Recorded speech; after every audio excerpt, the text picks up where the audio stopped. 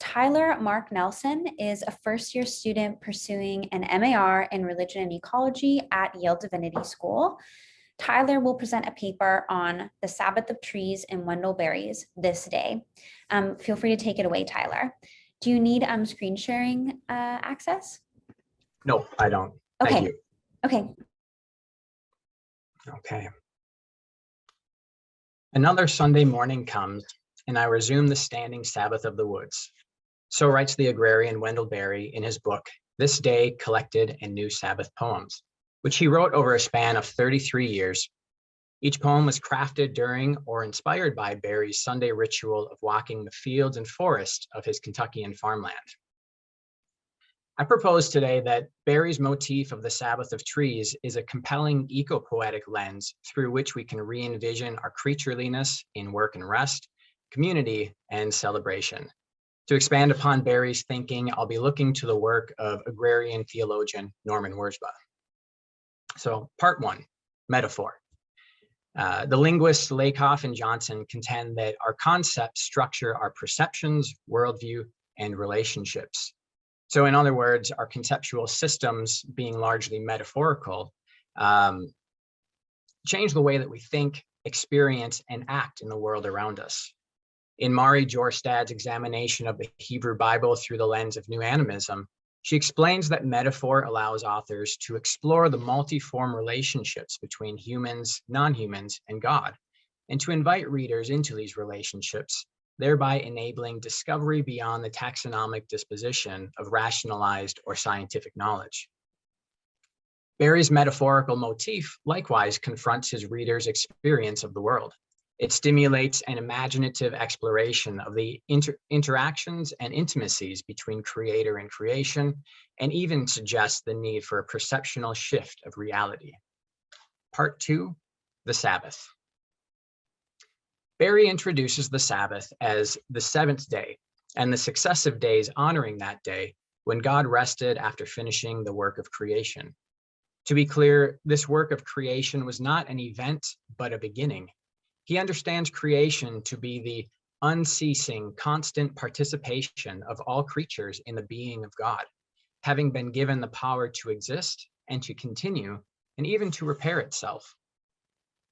Berry's panentheism undergirds many of his depictions of the life-giving spirit, which continues to animate and sustain all of creation, even down into its matter. And as we know, God made the seventh day holy. Wirzba describes this hallowing of the Sabbath as God saying that the climax and goal of life are achieved when people come into the presence of places and creatures and find there the love and joy of God at work. God's rest, and the rest into which creation enters, is not one marked by inactivity or leisurely self-interest. Instead, it's an active, celebratory rest whereby creator delights in creation and creation exalts in the creator, all sharing in the abundance and giftedness of a beautiful life together. Although the Sabbath is often associated with Saturday or Sunday, Berry believes that it may present itself at any time. His poems frequently portray the Sabbath as a dimension distinct from the normative lived experience that we humans know. This is akin to Jewish theologian Abraham Heschel's language of the Sabbath as a reality we meet, rather than an empty span of time which we choose to set aside.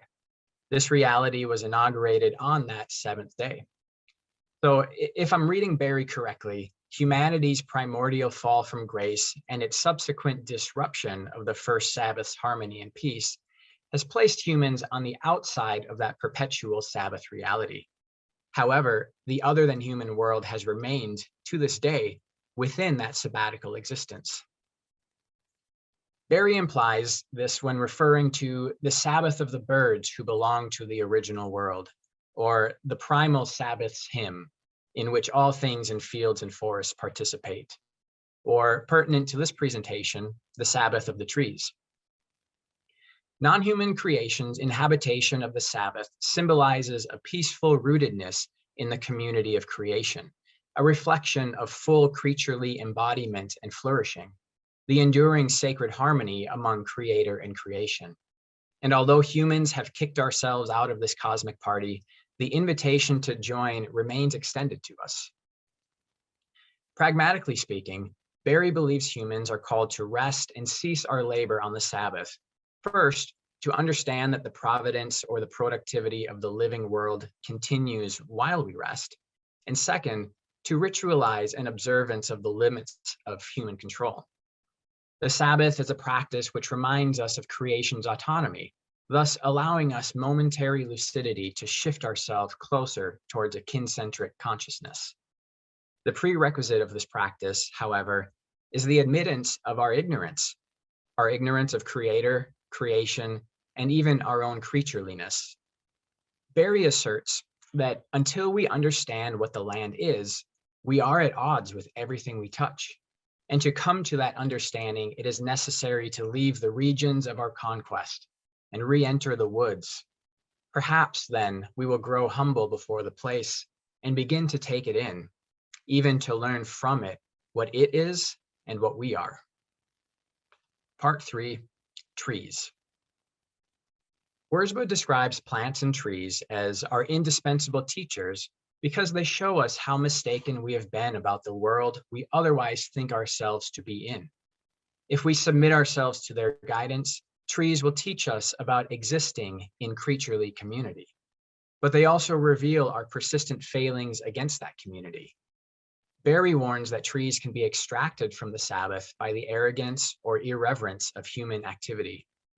Such trees are separated from their harmonious sabbatical reality, deprived of their own fullness of life by humans who similarly desacralize themselves. As Barry writes, those who use the world assuming their knowledge is sufficient destroy the world. The forest is mangled for the sale of a few sticks. He learned this personally in the mid-1970s, having hired a bulldozer to remove portions of forest from his property. He intended to make space for a pond that would irrigate a new grazing field on the hillside. The project ultimately failed due to erosion and caused another stand of trees to slide down into the pond. This event deeply influenced Barry's thinking about human interference in creation's Sabbath. A poem that captures his reflection begins, "A gracious Sabbath stood here while they stood who gave our rest a haven. Now fallen, they are given to labor and distress, for we are fallen like the trees, our peace broken." Years later, having already concluded that humans can uproot trees from Sabbath, he considers the re-entry of trees into their own Sabbath, but only when human industry has ended. He writes, "Where human striving ceased, the Sabbath of the trees returns and stands and is." Part 4, labor and rest. Here I must draw a distinction between two types of human labor, as labor itself is not the issue. Barry argues that work can either be isolating, harsh, and destructive, or it can be restorative, dignified and dignifying, and pleasing.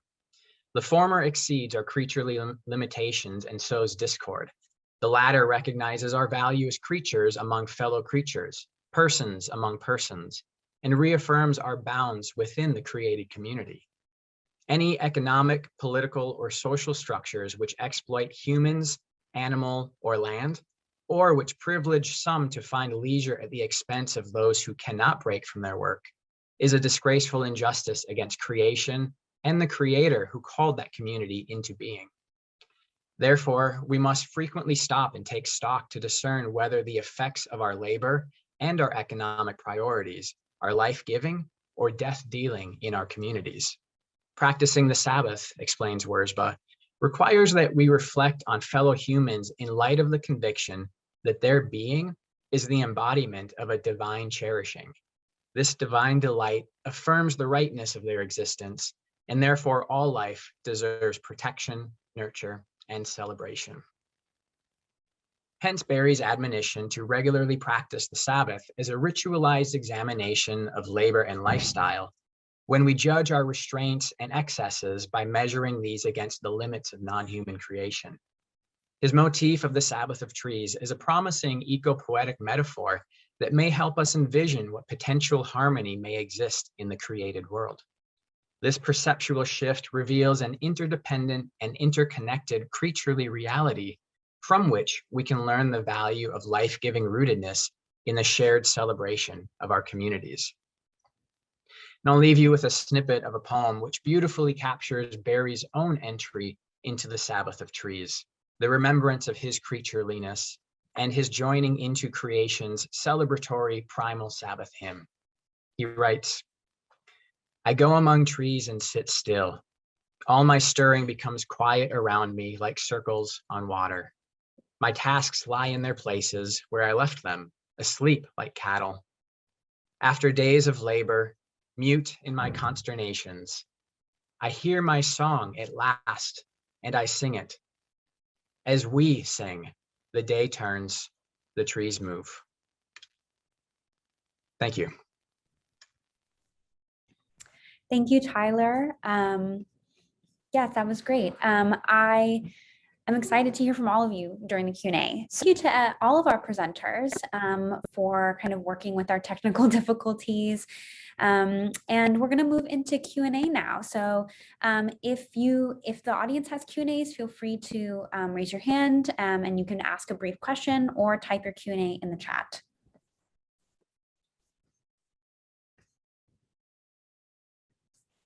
All right, so I can ask the first question and then we can move into a more dynamic form of Q&A.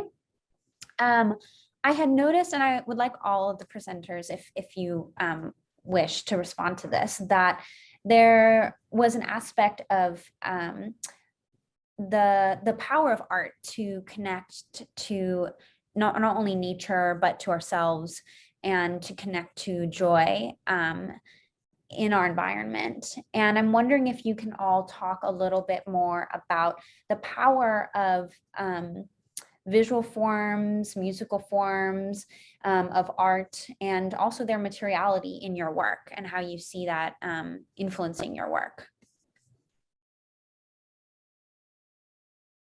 So I can go.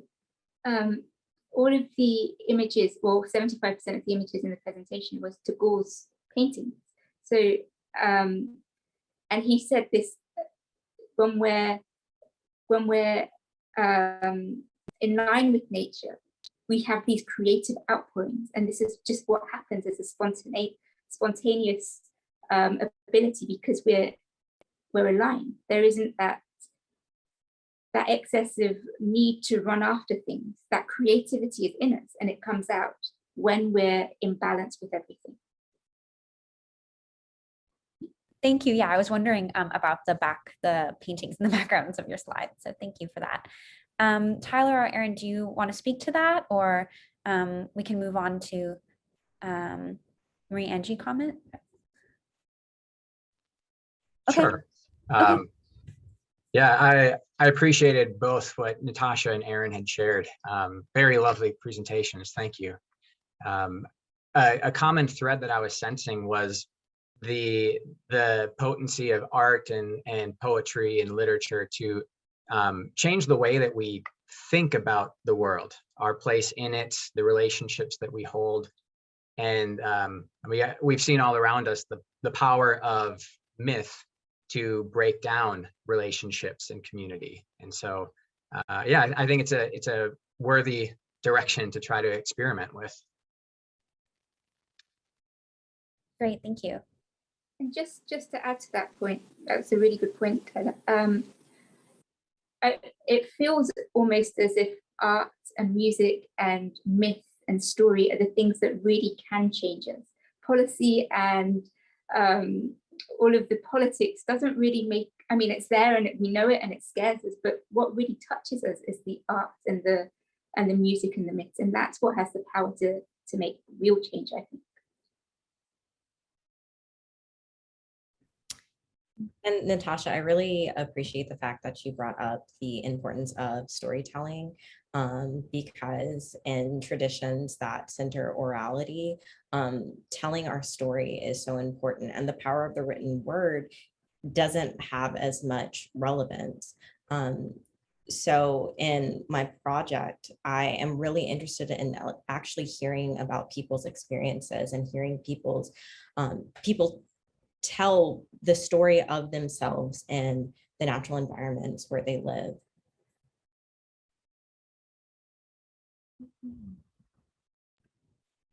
Wonderful. And then Marie Ange, am I saying your name correctly? Can you please tell me? Okay. But you wrote, I'm struck by the resonances between Tagore and Barry, especially the motif of trees. Would you like to elaborate on this, Natasha and Tyler? Thank you so much for your contributions. Thank you for your comment.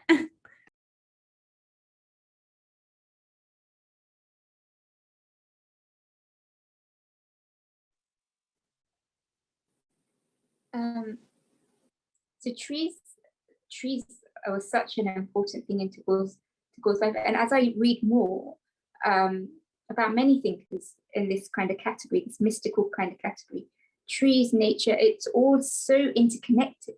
It's not, and it's almost as if it crosses race. It's almost as if it crosses place. It's like when you get to a certain level of personal realization, of self-realization, the natural world just becomes so much more alive to us. And I feel like as I was listening to Tyler, it's that kind of inner work that will bring out this realization of the connection of man and nature. And I think that goes across borders and across, it's a human journey. Yeah, that's a great question. Listening to Natasha's presentation, what stood out to me about trees is trees provide a different sense of progress. I believe one of the lines was that for trees, progress is an inner progress of life. And I see a connection between that and Barry's idea of creation being imbued with life sustaining, life giving, and life celebrating as well.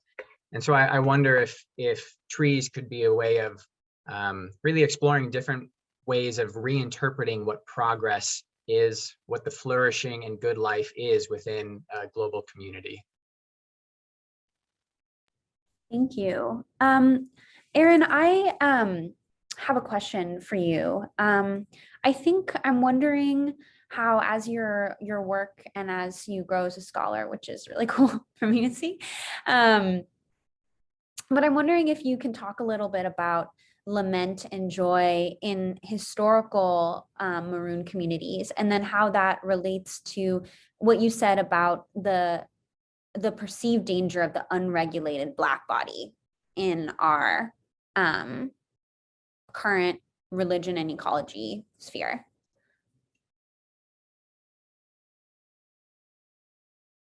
I'm sorry, something weird just happened to my computer. I can't see y'all anymore. Okay, we can see you. And did you Okay. hear my question? You said how lament and joy played into kind of your research in Maroons historically, and then maybe how, because you had mentioned that that there is a perceived danger of the unregulated Black body, and how that might play into kind of developments in religion and ecology. Okay, yes, thank you. So that's an interesting question.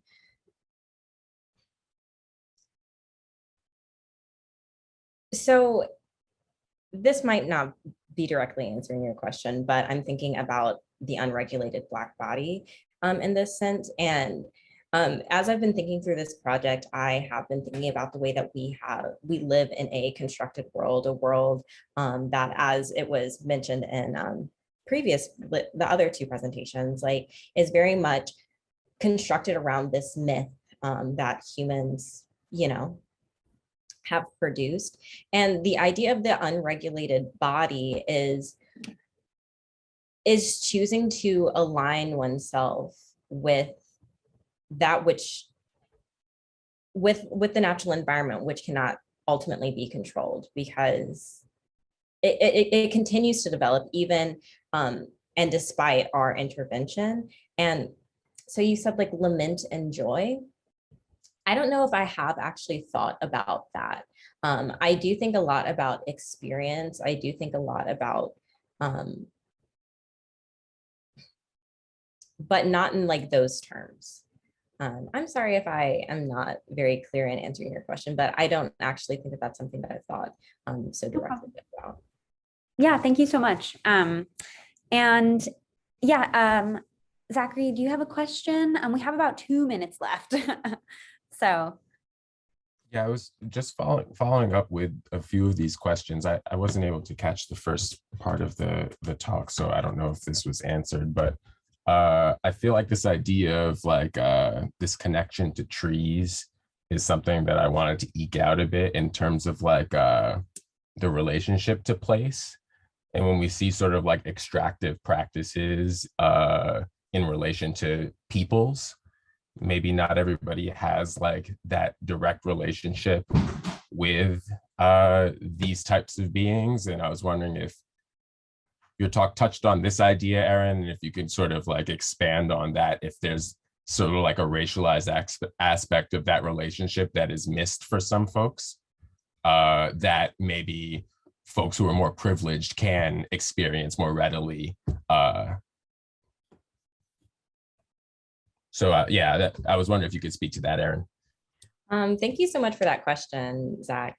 I do actually think that our experience with nature is incredibly racialized. Like the idea that that people do not see nature outside of possessive logics, I think is incorrect, because this is an idea that I've been playing with for like the past few weeks, actually. So enslaved people were in fact property. They did not have the ability to own anything. So how then can property engage with other property, meaning land? How does property engage with itself? So in that regard, for people who have not been able to access this idea of possession, their experience with nature has been inherently different. It has to be more in the line of, this is land that I care for and that cares for me, or something in that regard that is inherently racialized. And it's also gendered, I would note. Because especially whenever we're talking about ownership in the United States, it would be ownership of like by white men. Thank you. I appreciate that. Great. Thank you, everyone. We've reached the time for this panel, but I think that these are themes and questions and conversations that we should continue thinking about as this conference goes on and as we continue our academic work. And I just want to extend a really big thank you to Erin, Tyler, and Natasha for your wonderful presentations this morning. And thank you all for your attention and your interaction, even through the Zoom difficulties. I really appreciate you all still joining. And right now we'll be moving to lunch. So during lunch, you're free to take personal time without attending via Zoom, which is like totally fine. But if you want to connect to other attendees, you can use the link bank to join a lunch table. And these tables are an informal gathering space for attendees to meet each other and talk about a sub-theme that they care about. And they're generally unmoderated. So I'll be in one of them, but I won't be leading discussion. And then if we are able to see you after lunch, we'll see you at 12:45 p.m. to hear from a panel of local and interreligious speakers. And I'm going to copy the links in the chat right now so everyone has them. But yes, thank you so much to everyone in this session. And I will hopefully see you down the line in the conference in another room.